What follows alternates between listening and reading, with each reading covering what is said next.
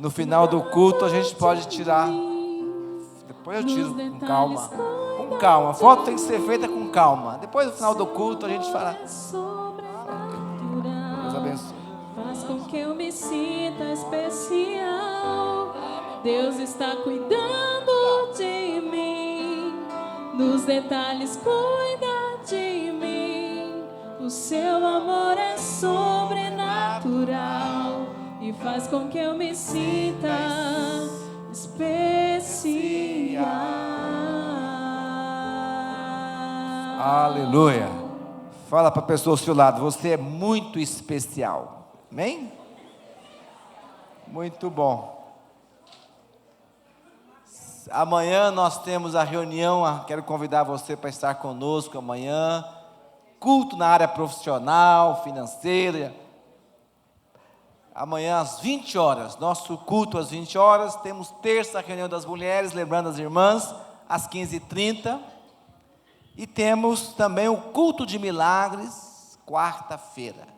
Sua causa difícil demais em trazer para Deus na quarta-feira, no culto da quarta dos impossíveis. Quanto mais difícil, melhor para Deus, para que você conheça o poder dele. Amém? Temos um vídeo, a fonte da vida. Nós temos um trabalho com casais maravilhoso. É um curso Famílias Abençoadas. É um curso de 13 semanas. Você pode fazer, você e seu esposo, fazer o curso, edificar sua família, sua relação conjugal. Amém? Queremos apresentar aqui esse vídeo, que é um convite para você fazer parte da próxima turma, que vai começar em março. Você pode apagar aqui só essa luz aqui para facilitar. Pode soltar o videozinho. Terça passada teve a formatura da última turma, foi maravilhoso. Quer te convidar a investir cada vez mais em seu casamento. Famílias Abençoadas. Serão 13 semanas com seu amado e sua amada, resgatando, amadurecendo, aprimorando e redescobrindo o seu casamento. Venha descobrir o quanto é bom o projeto de Deus na sua vida. Não perca tempo, faça já sua inscrição. Vagas limitadas. Famílias Abençoadas. Igreja Fonte da Vida. Família, projeto de Deus. Então nós teremos uma turma, terminou uma turma agora, formou terça passada, e vamos ter uma nova turma agora a partir de março. E é um grupo limitado de casais, 6, 7 casais no máximo, e onde são estudadas 13 lições. Se você tem um desejo, se não fez, faça. Faça o curso. Você, para noivos, casados, você tem um interesse, quer saber mais do curso, nos procure o pastor Nadir está aqui, o pastor Luiz Carlos, são da área da família da igreja, do departamento da família, e tire alguma dúvida, mas faça o curso Famílias Abençoadas, são 13 semanas, vai abençoar seu casamento para a vida toda, amém? E dia 27, nós temos o nosso seminário mensal para casais, com a oficina de casais, conserta qualquer casamento, irmãos. Estudos, tá? Para todos os casais, pode distribuir para todo mundo. Você conhece um casal, mesmo que seja solteiro, convida um amigo, um casado, um colega de trabalho, e convida para vir para o seminário de casais, a oficina de casais, o mensal, no próximo dia 27.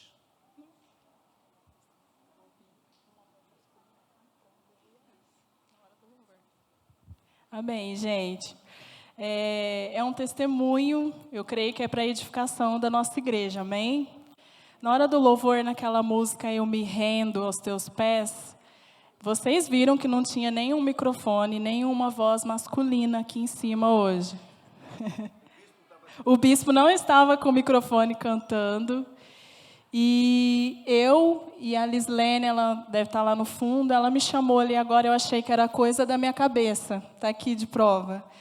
Eu ouvi uma voz masculina abrindo voz na hora que a gente estava cantando essa música. Eu ouvi assim, eu ouvi a harmonia, eu falei, gente, quem será que está cantando? Eu olhei assim, E a Liz veio falar comigo ali agora. Você ouviu uma voz masculina cantando junto com você? Eu falei, não, assim, ouvi, mas eu achei que era coisa da minha cabeça.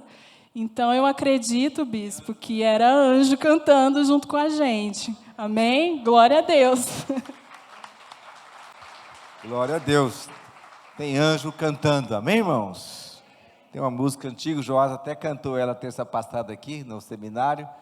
Como é aquela música? Não sei se o céu subiu, se o céu desceu, ou se a igreja subiu, né? Tem anjo voando neste lugar, amém? E tem mesmo. Abre comigo a sua Bíblia em Êxodo 17. Quero ainda dar um aviso, dia 25 eu já falei. 27, 25, o Manaim. Dia 25, na terça do feriado de carnaval, nós teremos um seminário aqui muito importante. Todos os obreiros da igreja, diácono, presbítero, têm que participar. Todos os membros devem participar. Devem, mas os obreiros, diáconos, é fundamental estar presente. O seminário será das 9 às 16 da tarde, claro. O almoço é R$15, vamos almoçar junto aqui. Amém? Vai ser uma comunhão, é feriado, vamos estudar a Bíblia. Estudar a Bíblia, irmão, não é só ler. Não é injeção na veia, não, é um soro inteiro na veia, né? Um seminário para você receber de Deus. Tá? Aberto para todos participarem. Vamos começar às 9 da manhã com um café da manhã. Então você traga um bolo, um biscoito, tomar junto, um café da manhã aqui. Depois os 2 estudos de manhã, almoçamos e 2 estudos à tarde. Amém? Até às 16 horas, certamente já estamos terminando. Tá? Para toda a nossa equipe de obreiros, diáconos, presbíteros, pastores. E você da igreja, membro, por favor, também participa. Se você for viajar, volta segunda e participa do seminário na terça. Amém? Conhecer muito mais de Deus. A inscrição com a pastora Shirley na secretaria da igreja. Dê o seu nome para a gente poder organizar. Maurício vai fazer uma deliciosa galinhada. A galinhada do Maurício é diferenciada, irmão. Você nunca comeu nada igual. Muito boa. Aleluia. Amém?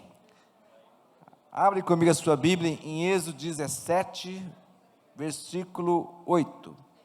É numa terça-feira de carnaval, é feriado, é um feriadão mesmo. Você vai ganhar muito participando, ministrar batismo com o Espírito Santo. Vamos orar, né, irmãos? Se tem anjos cantando hoje aqui, então terça, então vai ter uma legião cantando conosco aqui, né? Manaim. Manaim quer dizer acampamento de anjos. É bem lembrado disso. Acampamento de anjos. Êxodo capítulo 17, vamos orar pela palavra. Deus, muito obrigado pela graça do Senhor para conosco. Oramos, tua presença, Deus, nos envolva, nos cubra e nos toque, Senhor, agora, e dá força e fé a cada um, em nome de Jesus, amém. Importante entendermos, quando lemos a Bíblia, todo homem, toda mulher precisa conhecer a palavra de Deus, para Deus falar com você, e entender que as histórias do Velho Testamento, às vezes parecem umas histórias assim meio complicadas, mas elas são histórias que têm uma realidade com a nossa vida contemporânea, com os fatos que estamos vivendo hoje, com aquilo que o cristão passa. Irmãos, então, quando eu estudo e vejo um fato como que nós vamos estudar aqui hoje, é uma realidade com que nós vivemos também hoje, passamos. O contexto dessa história, de Êxodo 17, Israel havia sido liberto do Egito, com Moisés à frente, saíram do Egito, passaram o Mar Vermelho, o mar se abriu, aquele milagre extraordinário, atravessaram o mar, passaram um deserto, passaram algumas provações, inclusive nós estudamos elas aqui. Agora chega em Êxodo 17, momento de conflito como lidar com conflitos na vida. Como todo ser humano, toda família, toda pessoa, todo casal, todo trabalhador, trabalhadora, todo ser humano, todo cristão, tem os seus conflitos, seus desafios. E aqui é um texto que para mim deixa muito claro. Êxodo capítulo 17, versículo 8. Sucedeu que os amalequitas vieram atacar os israelitas em Refidim. Então Moisés disse a Josué: escolhe alguns dos nossos homens e lute contra os amalequitas. Amanhã tomarei posição no alto da colina, com a vara de Deus em minhas mãos. Os amalequitas, um povo estranho. Israel tinha saído do Egito, estava atravessando o deserto, um momento de mudanças, um momento delicado de organização. Havia muita confusão ainda, muita desordem, porque toda aquela nação saindo, caminhando, e aprendendo ainda os caminhos do Senhor. Esse povo chamado amalequita ataca Israel. E eles fazem alguns escravos, matam alguns e atacam justamente, quem mais sofreu com aquele ataque foram justamente as pessoas que estavam mais na periferia, mais distante do centro, mais na borda do acampamento. E pessoas, aqueles que talvez mais reclamavam, mais estavam insatisfeitos, e os amalequitas atacam Israel. E Deus fica indignado com aquela situação. Chama Moisés, fala a Moisés, chama Josué, Moisés, e ordena que Josué ataque os amalequitas.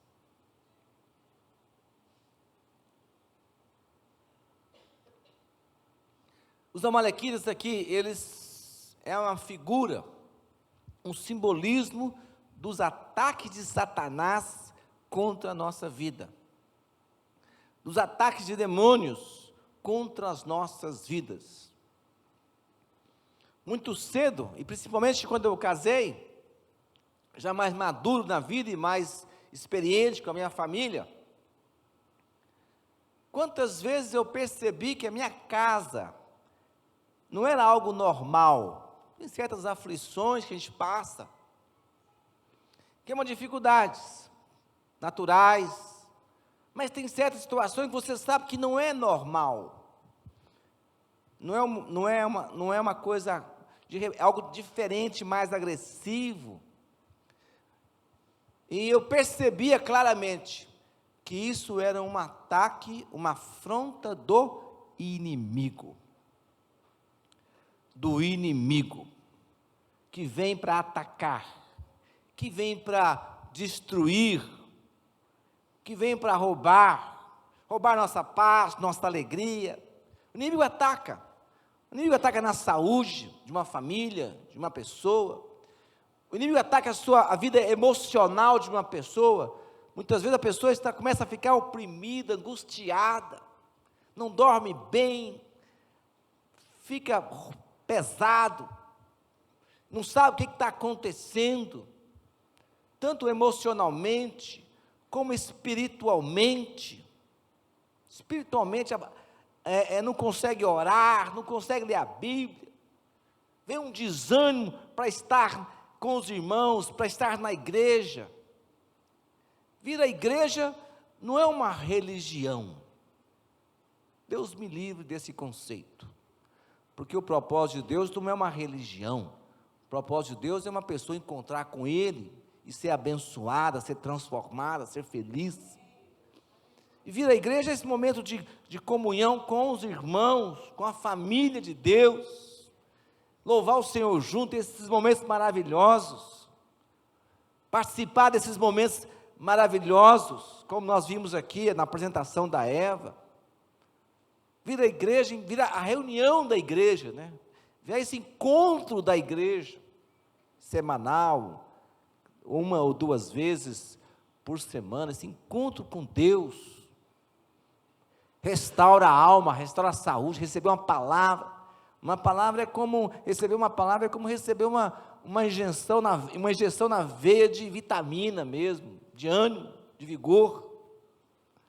Essa vida de estarmos juntos é insubstituível.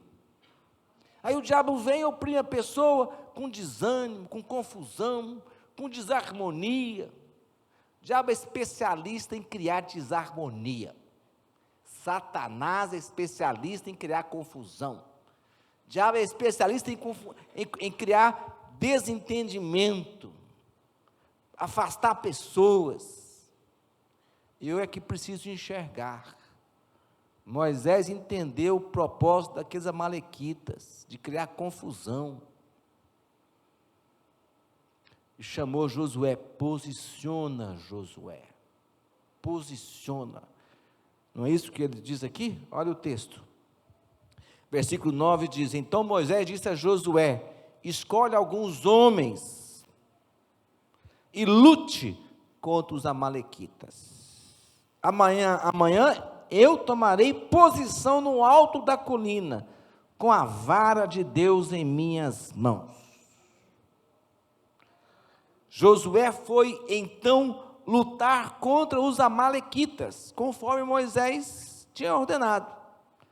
Moisés, Arão e Hur, porém, subiram ao alto da colina. Enquanto Moisés mantinha as mãos erguidas, os israelitas venciam. Quando, porém, as abaixava, os amalequitas venciam. Quando as mãos de Moisés já estavam cansadas, eles pegaram uma pedra e a colocaram debaixo dele, para que nela se assentasse.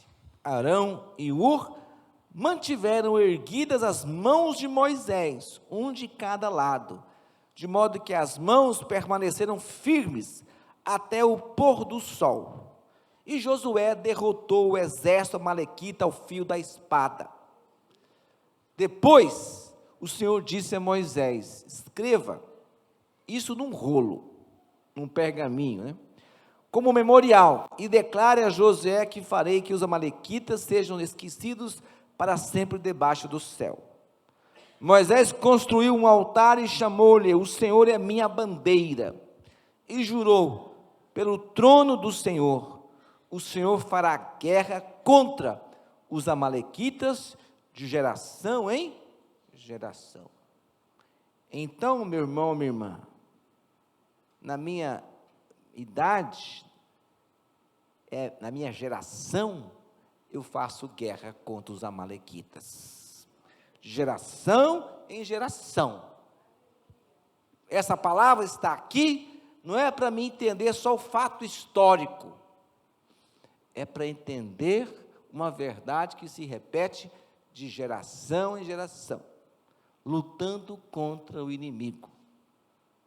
Porque se eu abaixo a minha guarda, os amalequitas estavam atacando para impedir que eles chegassem à terra de Canaã.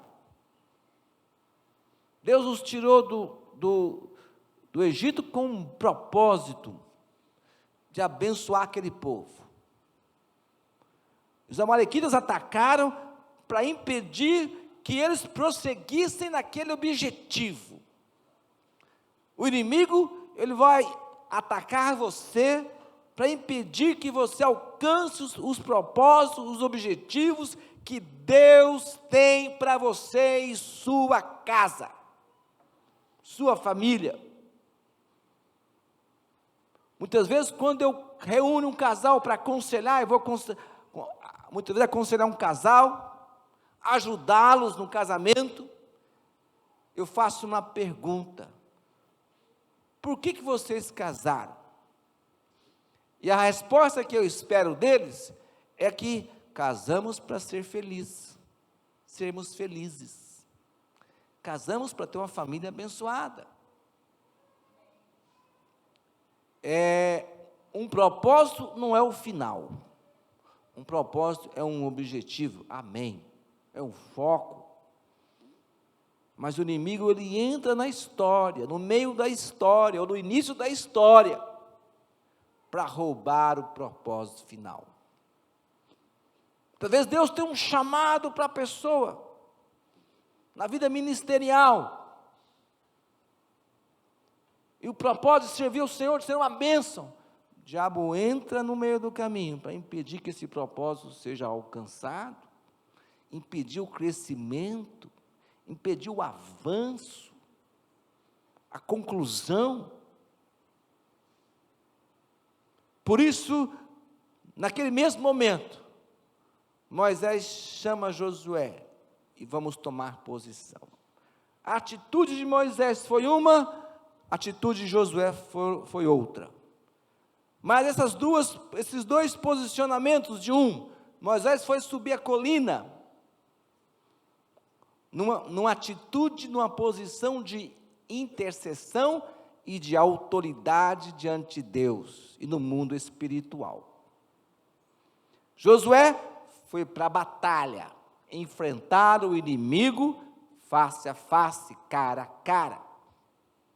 Esses dois posicionamentos, um de outro, são dois posicionamentos que nós precisamos ter diante desses desafios, diante dessa batalha. Dois posicionamentos.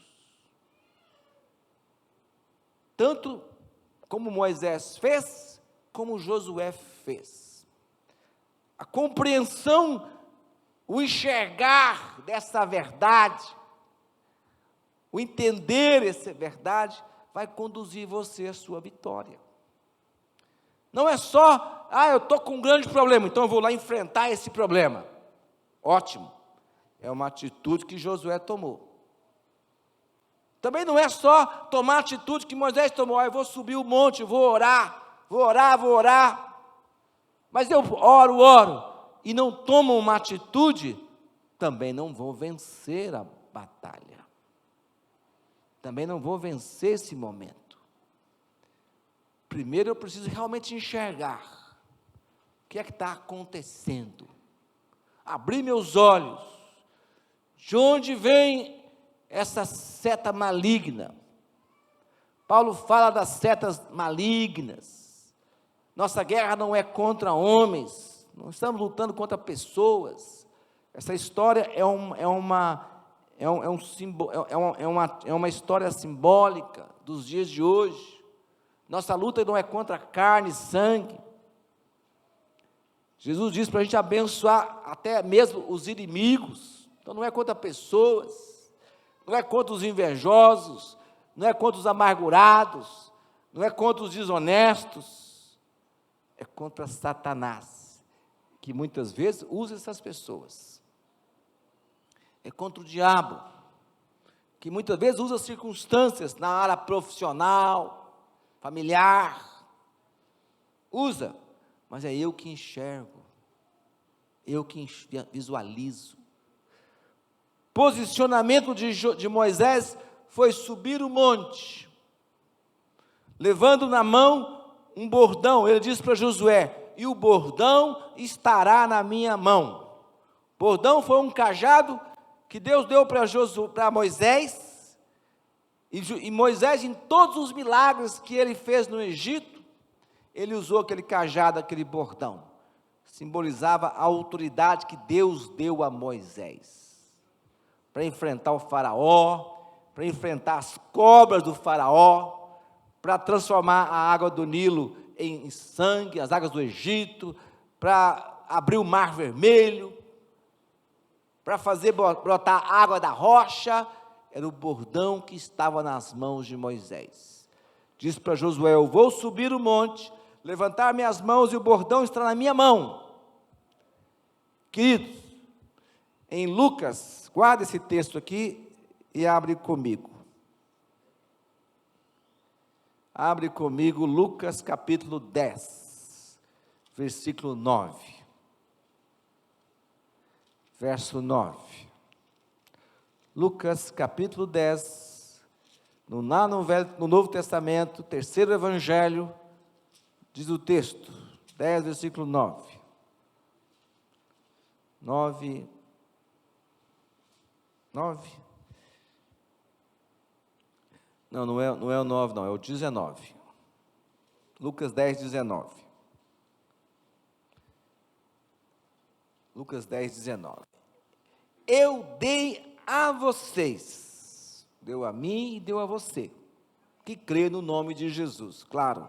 Eu dei a vocês autoridade para pisarem sobre cobras e escorpiões, e sobre todo o poder do inimigo, e nada lhes fará dano. Claro que não é sobre cobras e escorpiões como animais. Aconselho você a não pisar neles. Pega um pau e dá na cabeça do escorpião e da cobra. Aleluia. Mas é contra demônios, simbolizados aqui por cobras e escorpiões. Eu lhes dei autoridade para pisar cobras e escorpiões, e sobre todo o poder do inimigo, e nada lhes fará dano, causará dano. Isso é autoridade. Jesus disse depois, mais para frente, já no finalzinho, poucos momentos antes de subir aos céus, ele disse: aqueles que creem em mim, em meu nome, no nome de Jesus, autoridade. Ele tinha acabado de falar: toda autoridade, todo poder foi me dado nos céus e da terra. Tinha acabado de falar isso. E aí ele completa dizendo: em meu nome vocês expelirão demônios, imporão as mãos sobre os enfermos, serão curados, e assim por diante. Em meu nome. O bordão de Moisés é essa compreensão da autoridade que o nome do Senhor Jesus tem contra as forças do inimigo. Amém, irmãos? A fé que eu tenho no nome de Jesus, no nome do Senhor Jesus.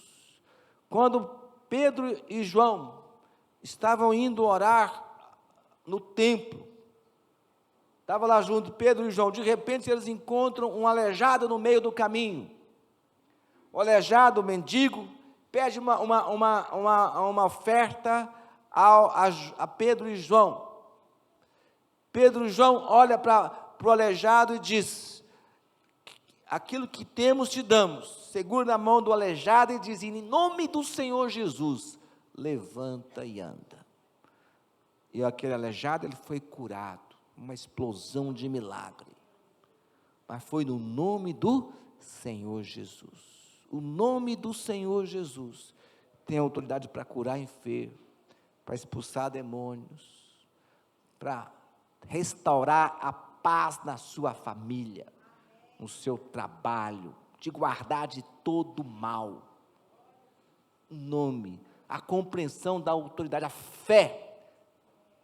Quando questionado Pedro e João, como é que aconteceu aquele milagre? Por que aquele aleijado andou? Como aconteceu aquilo? E João dá uma resposta simples. Pedro dá uma resposta simples, fala: a fé que vem pelo nome do Senhor Jesus, deu a este saúde perfeita. Bordão nas mãos de Moisés, é o bordão nas suas mãos, a autoridade, a fé que eu tenho na autoridade do nome de Jesus. Moisés subiu. Por isso, quando Moisés levantava as mãos, as coisas davam certo para Josué. Moisés cansava, a mão baixava, as coisas ficavam difíceis para Josué. Esse é um posicionamento. Eu não posso parar de orar enquanto Deus não der a vitória completa, irmãos. Não baixa a guarda. Somos uma igreja que ora. Queridos, cada dia mais eu sinto necessidade de orar mais. Se Deus um dia me deixar só para orar, eu vou orar 1, 2, 3, 4, 5, 10 horas por dia. Porque eu entendo que o poder da oração. Agora, Josué foi à luta. Eu não posso correr da luta. Fala para o seu irmão assim, você não pode correr da sua luta. Ou a casa vai cair. Amém, irmãos? Eu não posso olhar uma coisa não dando certo a vida toda. Eu não posso, uma desavença, destruir o propósito do meu casamento. Eu não posso permitir que uma confusão destrua um chamado ministerial, uma comunhão de irmãos. Não posso permitir isso.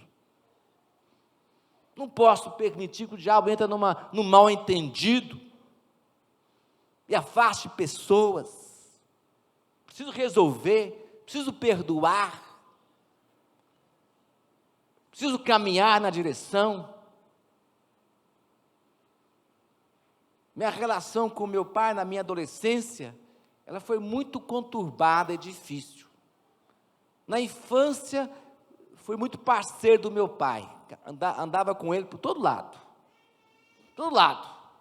Era em horta, era na roça, era na construção, era no escritório que ele tinha, todas as fases da vida dele. Era indo para clube, nadando junto, pescando junto. Na adolescência houve um choque, e nós nos distanciamos muito, quilômetros de distância.